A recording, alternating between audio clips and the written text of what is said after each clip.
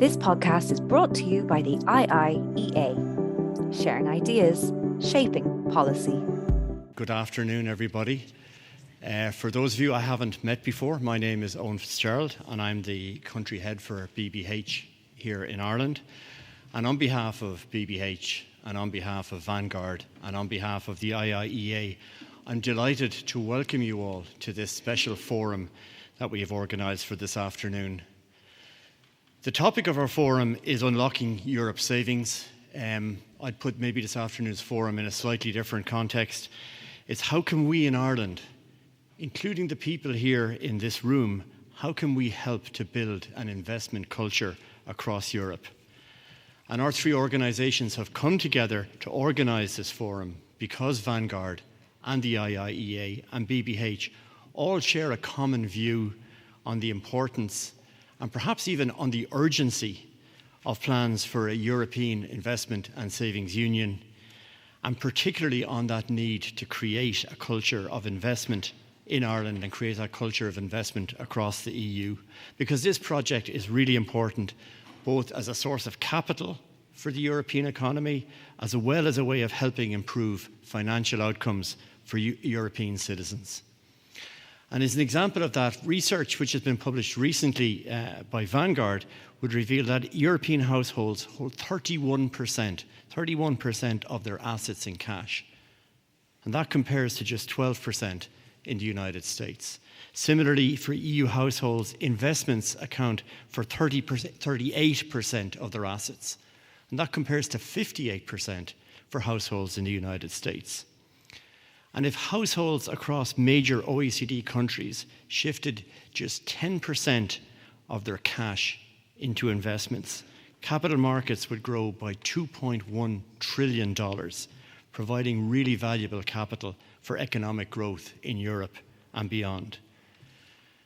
To put this in a local Irish context, for Ireland alone, this would mean unlocking €23 billion from low interest-bearing deposit accounts. And so a really important milestone on the Savings Investment in Union project took place very recently, just on September 30th. And on September 30th, the European Commission published its blueprint for expanding access to savings and investment accounts across Europe with simplified, tax-advantaged treatment of European savers and investors. And so our three organisations see this Commission blueprint as a really important step in creating this investment culture across Europe.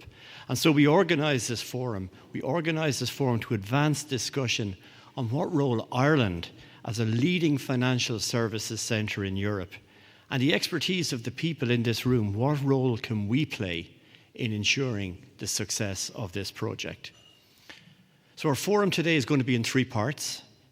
Firstly, John Berrigan, Director General of DG FISMA at the European Commission, will deliver a keynote address on the current status of the SIU project.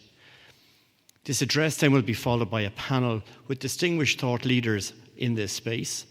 The panel will be moderated, I'm right here, by Dr. Orla Quinn, former Secretary General of the Department of Enterprise, Trade and Employment.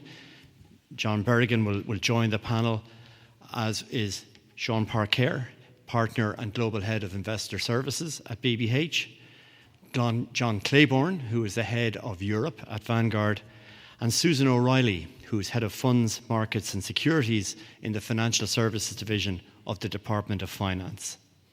And the third and final part is, following the panel, we'll hear closing remarks from Lisa Harlow, who is Head of Vanguard in Ireland. We have a lot of talent here in this room. We've got asset managers, we've got legal advisors, we've got service providers. We have all the ingredients here to create the products, the access, the investor experience that's going to be important to the success of this project. And it is really the hope of Vanguard, the IIEA and BBH that today's forum is the start of an ongoing discussion on how we in Ireland can help create better financial outcomes for Irish and European citizens through the Savings and Investment Union. And so, to start this discussion, please join me in welcoming to the stage our keynote speaker, Mr. John Berrigan.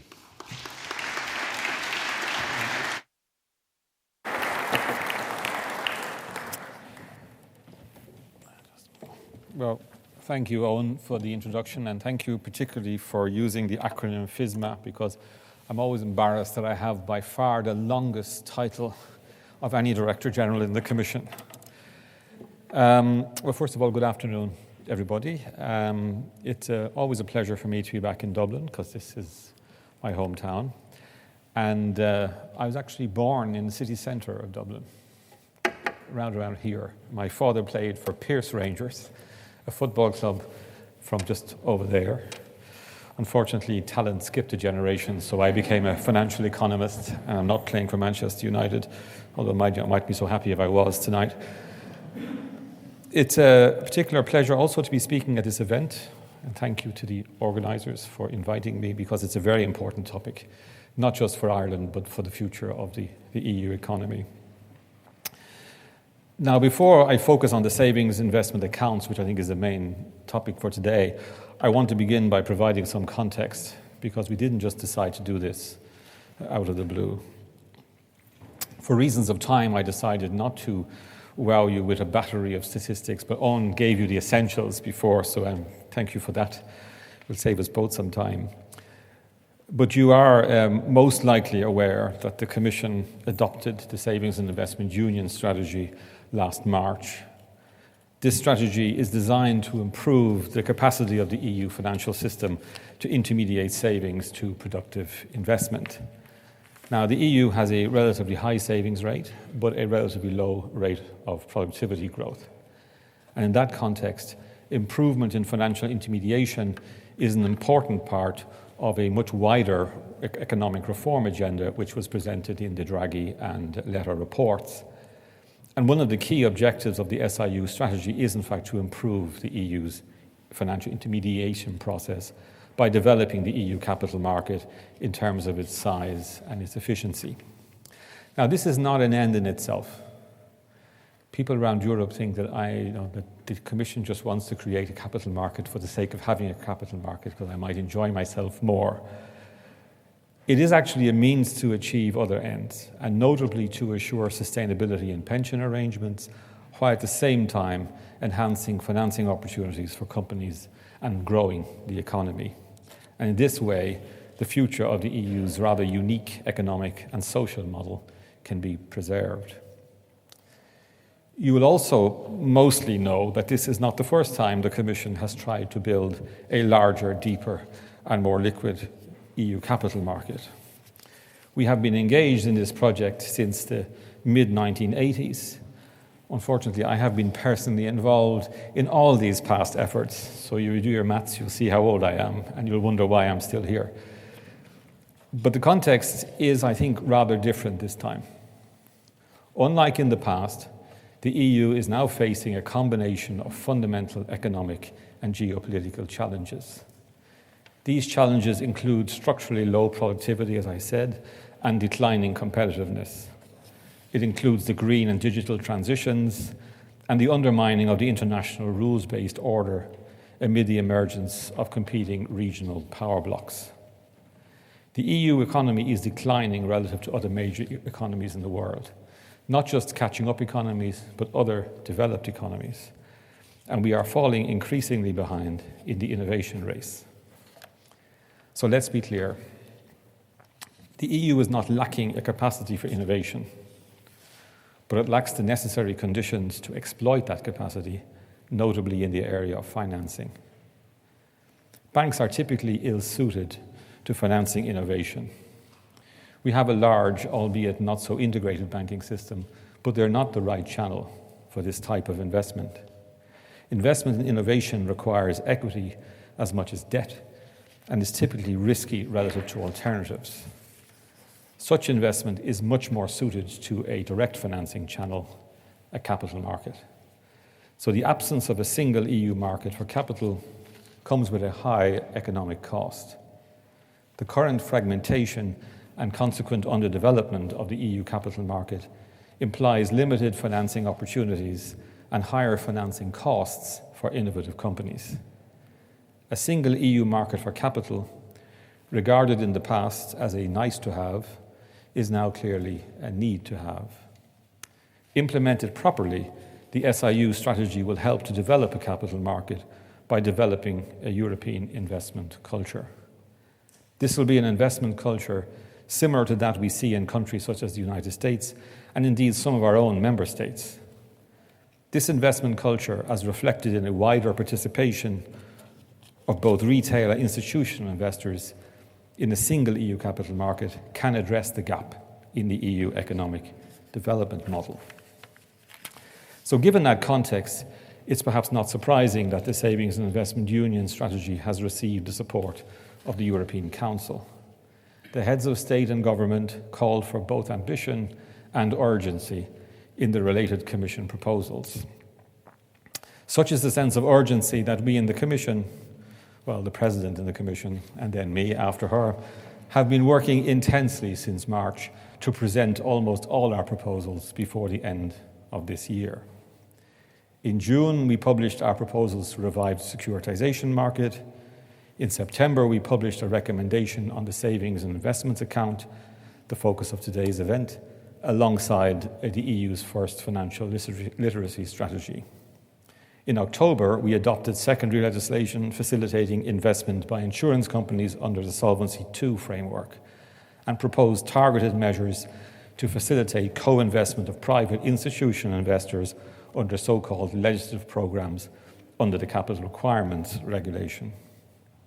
Only last week, we issued a pensions package comprising a recommendation on auto-enrollment, pension tracking systems and pension dashboards, as well as targeted amendments to the IRP2 directive and the PEP regulation. This last big piece, or I should say the last big piece, for 2025, will be the forthcoming market integration and supervision package. That's to be adopted next week. And this will cover trading, post-trading, asset management sectors, and tackle issues relating to supervision in those sectors. There is more to come in 2026, including a report on the EU banking system and a review of the EU Venture Capital Fund regulation. So the recommendation on savings and investment accounts is, as you see, just one part, albeit a very important part, in a much wider strategy to mobilize EU savings to finance productive investment via an integrated and efficient EU capital market. Which then brings me to the topic of today's discussion, the agenda for savings and investment accounts. Now, the recommendation we put out was sponsored by Commissioners Albuquerque and Hoekstra and was adopted by the College on the 30th of September, encourages member states to establish savings and investment account frameworks or improve their existing frameworks. Such accounts are designed to give retail investors an accessible means to invest in capital markets rather than keeping all their money in low-yielding deposits. Indeed, EU households hold an estimated 10 trillion in cash deposits, some of which, obviously not all of which, but some of which could be channeled into higher-yielding investments via capital markets to the benefit of both savers and businesses. In drafting the recommendation, we drew on existing best practice in some of the member states as well as an experience in other parts of the world. And on that basis, the recommendation outlines a series of design features. These include a wide range of authorized providers to foster competition, so banks, investment firms, neo-brokers, simplicity and user-friendly access, both online and offline, flexibility, for instance, allowing individuals to hold multiple accounts and move their portfolios without penalizing tax events, a broad but prudent investment scope, including shares, bonds, and funds, while avoiding overly complex or high-risk instruments, and well-targeted, easy-to-understand tax incentives alongside streamlined tax procedures, such as using SIA providers to help with tax declarations and payments. I should add that for the savings and investment accounts to be a success, financial literacy is also crucial. Individuals need to be aware of both the opportunities and the risks that investing in capital markets can bring. That is why, on the same day as the savings and investment account recommendation, we launched the EU's first financial literacy strategy. Designed to complement the work being done at the member state level, including here in Ireland, the objective of this strategy is to enhance citizens' financial awareness. With the right knowledge and skills, citizens can make sound financial decisions, budget better, avoid scams and frauds, save more efficiently, and feel better equipped to invest for their future. But survey evidence indicates that less than 20% of EU citizens are of a high level of financial literacy. So if we are to cultivate a true investment culture, we have to improve on that figure. You may be wondering why the Commission chose a recommendation rather than a legislative proposal for savings and investment account frameworks. Well, there were a few reasons for that. Firstly, several member states already have savings and investment account frameworks, so we didn't want to interfere unnecessarily with the existing frameworks. Secondly, we believe that her recommendation will allow faster implementation. Legislation in the EU is a slow and complex process. Recommendation leaves it to the member states. We will be there to push them along, but it will be ultimately up to them. And then the last reason, of course, is that the success of SIA frameworks involve some form of tax incentivization. As you will all know, the Commission has very limited competences in taxation, and when we go there, we tend to get very badly burned, so we left it to the member states to decide how they want to tax incentivize themselves. The member states have shown their support for this kind of soft law approach. However, there are nonetheless a number of potential barriers that may impact the rollout of savings and investment accounts in the member states.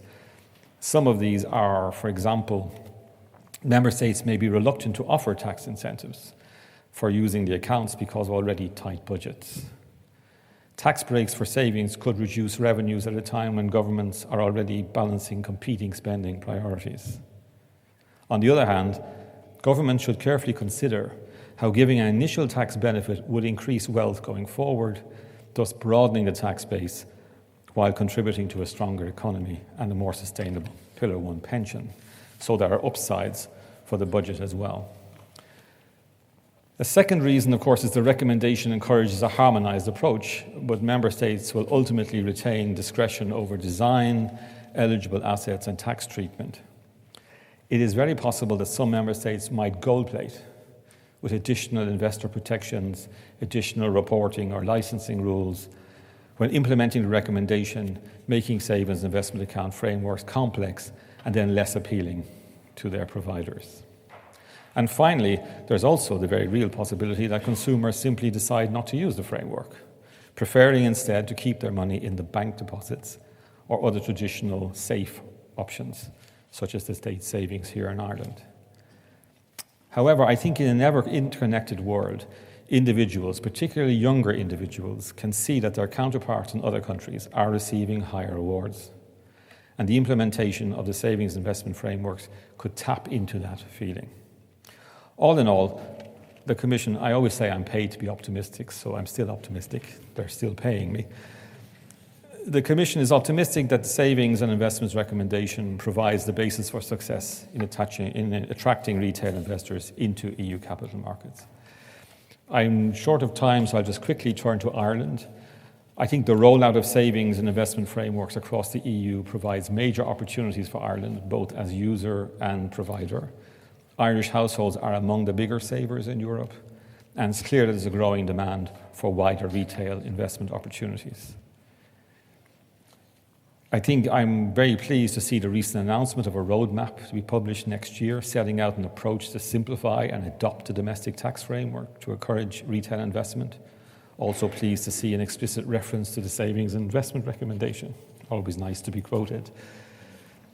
Implementation of targeted tax reforms to boost retail investments would be a win-win, I think, for all involved. Meanwhile, Ireland is also, of course, one of Europe's largest hubs for investment funds, administering over 5.5 trillion in assets in 2024. As of May 2024, Irish funds represented about 6.5% of global investment fund assets. That makes Ireland the third largest centre in the world and the second in Europe. So this scale, I think, means that Ireland can serve as a major channel for transforming household savings into productive capital, precisely one of the SIU's strategy's goals. So indeed, Irish-based fund managers, administrators and platforms are well positioned to design simple, low-cost and diversified investment products. We have already seen that experience in ETFs, with Irish domiciled ETFs representing a very large share of the European market. So I think by leveraging that expertise in cross-border fund distribution, retail investors from across the EU could access a well-regulated pan-European investment market. Of course, we in the Commission will be working closely with our Irish colleagues very soon when they take up the presidency. During the 6-month presidency period, Irish ministers and officials will chair meetings of the Council and its preparatory bodies, and Ireland will, of course, represent the Council in its interactions with other EU institutions, including the Commission. It's always a significant undertaking, a presidency. It requires extensive preparation, strategic prioritisation, and the ability to build consensus. Ireland has the experience of past successful presidency, and it's already well advanced in its preparations, I think, using that experience. And while I'm well aware of the specific sensitivities in Ireland, Ireland has been largely supportive of the goals of the SIU strategy and is strongly in favour of increasing the competitiveness and attractiveness of the EU capital market. So we're looking forward to work with Ireland in the presidency, not least because all of our files will be probably heading into co-legislation during the Irish presidency, if we're lucky. Before I actually wrap up, I just want to return to the broader geo-economic context.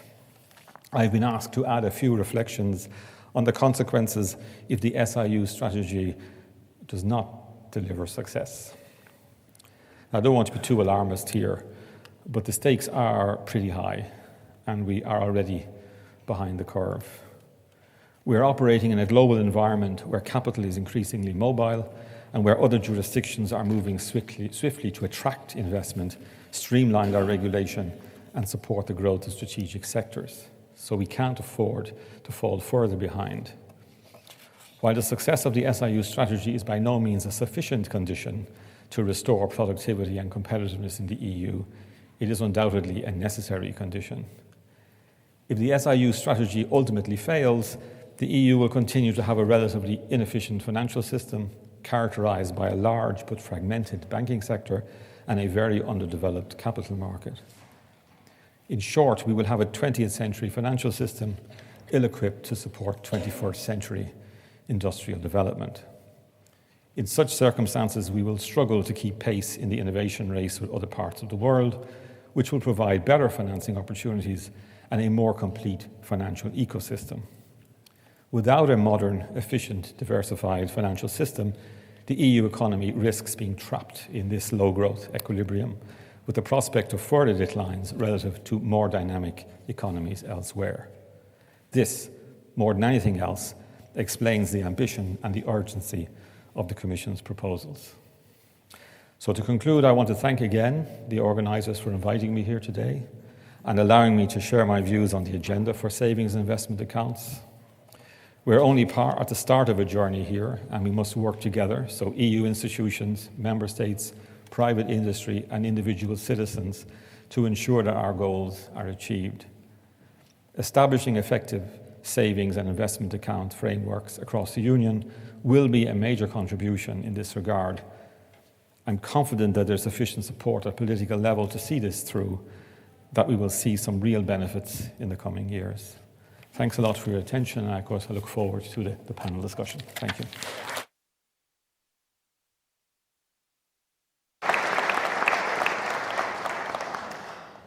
Thanks for that, John. And John introduced himself as DG of FISMA, but I think it's really important that, and I'm sure the vast bulk of people in this room will just understand the breadth of his responsibilities at EU level, where he is responsible for EU level policy making, legislative initiatives on the financial sector, banking union, capital markets union, sustainable finance, digital finance, anti-money laundering and sanctions. So you have a very big agenda, John, and we were delighted to be with you today to share some of your ambitions and some of the Commission's ambitions.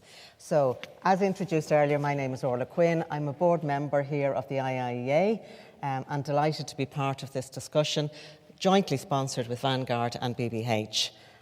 It's one of the things that the IIEA do particularly well is opening up discussions and hearing voices, and we very much value the sponsorship from our two parties here today. So I mentioned briefly, and I'm going to call on each of them to give a response to John's words. Sean Parker will go first. He's the partner and head of Global Investor Services at Brown Brothers Harriman, BBH, and then we'll have John Claiborne after that, and then Susan O'Reilly. So let me pass the mic to you first, Sean, and your comments, please. Thank you, and thank you, John, for joining us today. It's interesting sitting on a platform with our friends in Vanguard. We think of our business in terms of trillions.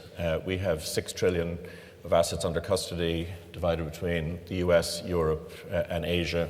John's business thinks in ambitiously in tens of trillions, although I think you've got to your first 10. The first trillion for us was the hardest. And I'm looking into the audience and I see familiar faces whose businesses also think in tens of billions and trillions of dollars in terms of the free movement of capital around the world. And we have to think about what extraordinary success UCITS has been in Europe in terms of establishing Europe as a location not only for household saving and investments for Europeans, but also a global footprint. We see that in the AFP system in Chile, which has been a significant conduit of tax-effective investment, many of which use exchange-traded funds domiciled here or investment funds domiciled in Europe. We observe the success of the Nippon individual savings account in Japan. That legislation has changed recently in 2024, giving people tax-effective access to risk acquisition. You can't hold a bond fund, you can't hold a bond in an ISA account and avail of the tax benefit. You actually have it's a modest amount, but in the context of Japanese household, the classic Madame Watanabe savings account, it is an incentive, and we've begun to see flow into that process. Superannuation business in Australia, where Vanguard have a very large presence, we are not present in that marketplace, but again, it's another exemplar of how retirement saving schemes or incentive saving schemes actually can function and are widely adapted and understood. And so therefore we think we welcome the initiative to amplify what is remarkably, an industry measured in trillions is probably still subscale to what it can or perhaps should be. But there are I get the pleasure in my role of wandering the world. It's been a long road from the Rotunda to this platform. But I was in Japan 2-3 weeks ago, and it's funny, you sit in the toilet and you see there that it has the child changing system, but the Japanese are very risk averse, and they say things like, do not touch your child with cigarettes or other burning objects, and be careful to avoid hitting the child while opening the door. Now, that's an example of an extremely risk-averse society, which gives instructions to its citizens to an extraordinary degree, but does permit them to acquire risk in a very kind of interesting way. And if we begin to look at the flow of cross-border assets and what we see as a conduit to both liquid and actually a new phase illiquid marketplaces, is that there is a strong societal imperative to manage this long-term savings problem, and that schemes can work. They can incentivize. Now, arguably, that still isn't as large as it could or should be, but nonetheless, I think that it's given the lesson that in order to satisfy this need for not only savings, but investment, the acquisition of investment risk, that there are tools and conduits available in the marketplace that have been highly successful in this regard. I think that we're probably very encouraged about the movement towards the SIA, but worried that the brand of UCITS is going to be damaged by, under the "it ain't broke, don't fix it" thesis. I think it's very difficult sitting from the point of the Commission to see, well, actually there are a lot of the parts of the system that are not broken, but they're not functioning in the way that they were originally set and designed for. And I do think that we should be very proud in Ireland that we have, together with our neighbours in Luxembourg, created an investment platform that actually is globally transportable, that does have a brand in 55, 60 countries around the world. A large part of the investment that we've made in allowing people access and contribute to these capital markets it's been a significant multi-decade investment, but it does allow for safe conduit of risk to retail institutional investors into a solid institutional platform in Europe. And as I've often said, I worry that we try and repurpose that platform to too many other policy objectives. That the need to allow access to risk acquisition, and interestingly, the model in Australia and in Chile, in Chile, it specifically inhibits you investing locally because they recognize that local capital markets actually can't supply the amount of return that would be required to maintain long-term investment returns. I think the UCITS marketplace similarly does not inhibit cross-border market investment, particularly into the largest capital market in the world. And I'm concerned that there is a kind of a logical political overlay of this because of the rewriting of the rules of international diplomacy, that we are concerned that we're going to use investment opportunity for retail investors as a politicized view about where we can allocate capital. And I do think that investors do need to think of that geopolitical risk as a part of the general risks that they assume, that perhaps taxation or fiscal policies will be used as a mechanism by which to actually exercise geopolitical power. But we see no evidence of that as of now. And we think that imposing what I would describe as artificial rules in terms of what can be allocated to, or imposing the obligation to solve for other societal issues, such as the green transition, should not be imposed too heavily on this aspect of the marketplace. I think the recent example of the strategic imperative of defense spending in Europe is a really good example about where those were excluded from ESG capabilities, or would instinctively have been excluded from ESG. And now I was in Stockholm last week speaking to a client who's producing a European Defence Strategy Fund, and they would be one of the largest ESG investors in the marketplace, because circumstances change, and if you're overly prescriptive in the regulatory process, you're not going to permit people to direct capital to things that will produce the kind of outcomes that we see. So I do see that we're at a very delicate moment. I think that there are a multiplicity of public policy objectives that are sought to be consumed. I am one who's long enough in the business to have nostalgia for Lamfalussy, which seemed to set a decent set of cross-border market integration objectives that were largely met in some respects, not ideally met, but have been met in a particular way. And I do think that we need to recognize that this is a delicate ecosystem. And in the business that I sit in, you begin to see the capital moves very freely.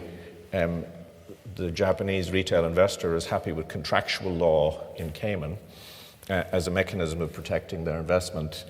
I would observe that the regulatory costs associated with building this conduit to capital markets, particularly liquid capital markets, is significantly more expensive than it perhaps needs to be. But that's a function of the regulatory construct that we operate under. Bankers, you would think, should give out about regulation. We don't. It's the bedrock of actually how you actually develop certainty in delivering your capabilities to the market. But I worry that Europe has become too constrained in its regulatory model to actually give cost-effective return access to liquid markets in the way that it could.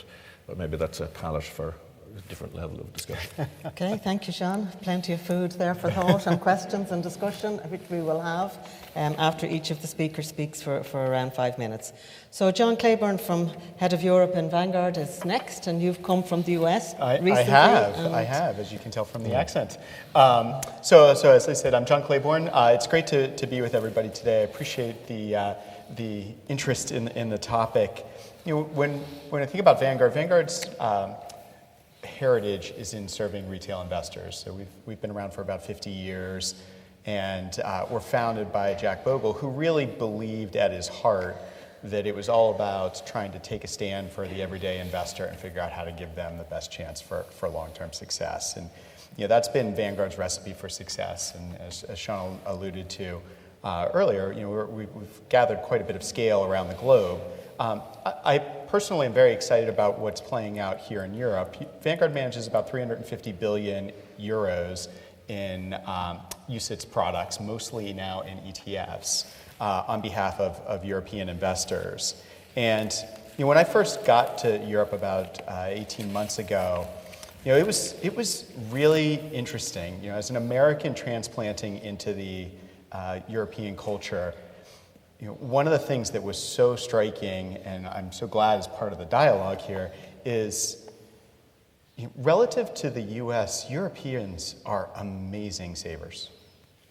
They would put Americans to shame when it comes to the diligence and discipline that you see in savings behaviors. And you can look at it and you can see it in the household assets.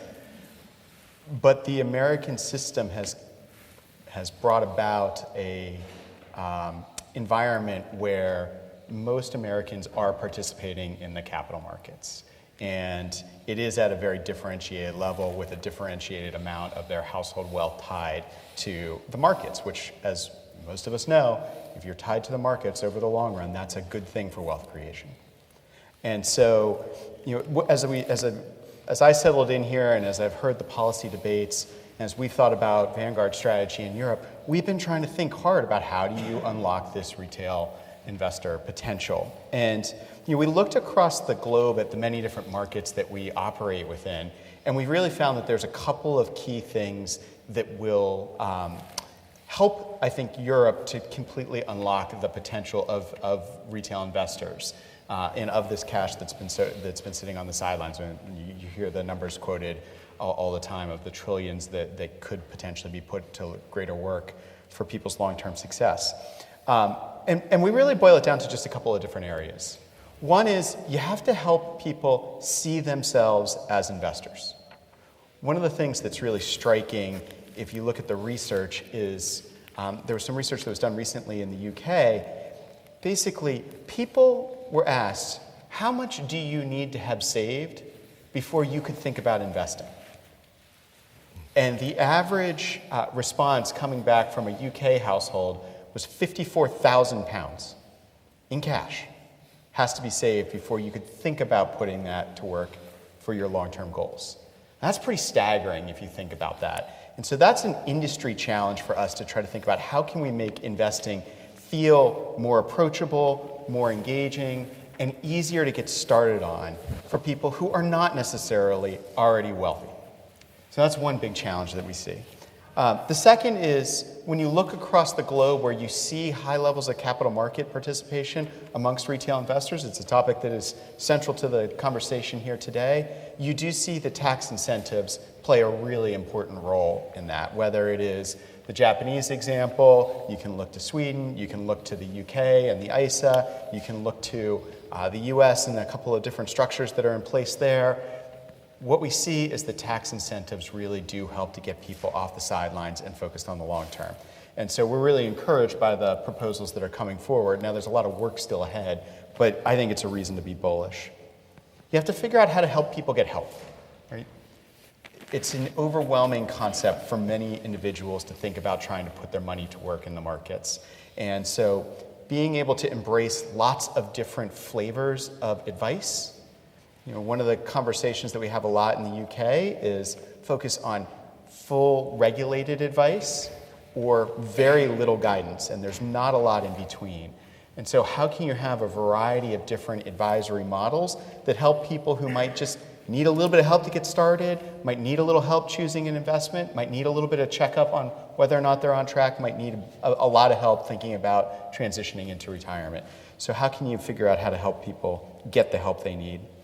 And then finally, how can you help them understand that whether or not they're getting a fair deal and how transparent your fees and costs are associated with getting invested?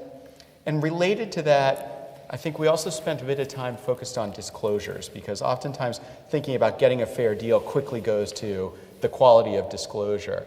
And what all of our research would tell you is that actually you have to be really careful with disclosure, because it's become a bit of a crutch in many industries where there's either copious amounts of it, or you see it get shorthanded to small statements that are very scary, candidly, to the everyday, either Briton or European.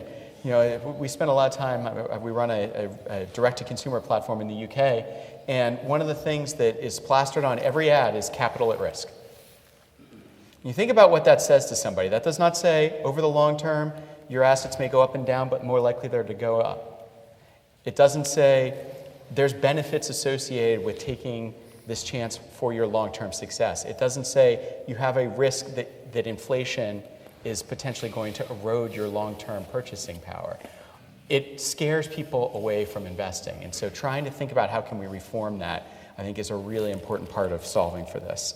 And overarchingly, I'm really encouraged by the dialogue, and when we look forward, you see a lot of reasons to be encouraged, whether it's the rise of ETF savings plans in Germany and younger investors getting involved in these savings plans that allow them to invest for the long run. You see new tax incentive accounts, some coming here in Ireland hopefully shortly. We see them coming in Poland as well. So there's green shoots around the board, and we're really excited about it. So happy to go a little deeper on that as we get to questions.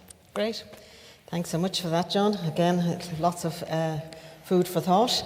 So our last speaker today is Susan O'Reilly. She's the Head of Funds, Markets and Securities in the Financial Services Division in the Department of Finance. So I'll hand over to you, Susan. Thanks, Orla. And thanks to the IIEA, BBH and Vanguard for having me here today to participate in this discussion, which is really timely and is absolutely so important for the future.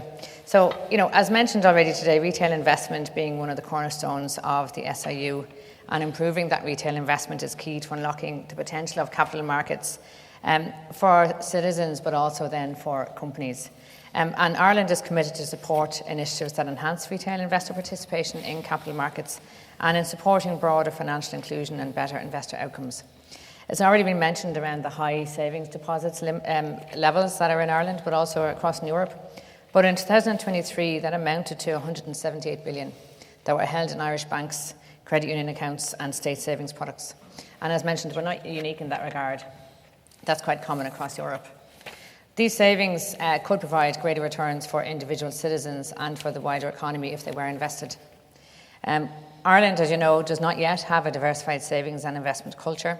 A large amount of the private savings are held in the low-yielding bank deposits. And in a low-inflation world, the traditional deposit account doesn't serve the household well and doesn't serve the citizen well. But today the landscape has changed. Inflation has been persistent and the cost of leaving money idle in the bank account is more visible than ever, and the value of savings erodes. And we've seen a notable shift in the tone of conversation around retail participation and the cost of investing. But the conversation is now also turning to the cost of saving and the cost of not investing, which is really important. And the real problem with the level of retail participation has been identified in the reports over the last couple of years. Draghi, Letta, and that then meant the Commission brought forward their Savings and Investment Union proposals. We welcome the recommendations to advance the Savings and Investment Union and deliver tangible benefits for all citizens by empowering retail investors and promoting broader financial inclusion. And in fact, many of the proposals that have come from the Commission already and that are in the pipeline are aligned with our domestic approach. We had the financial literacy strategy that came out last year. We've had, the Minister had announced a roadmap on savings and investment and some changes from budget.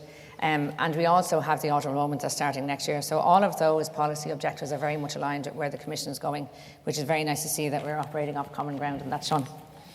As part of the budget 26, the Minister did announce that he is going to publish a savings and investment roadmap next year.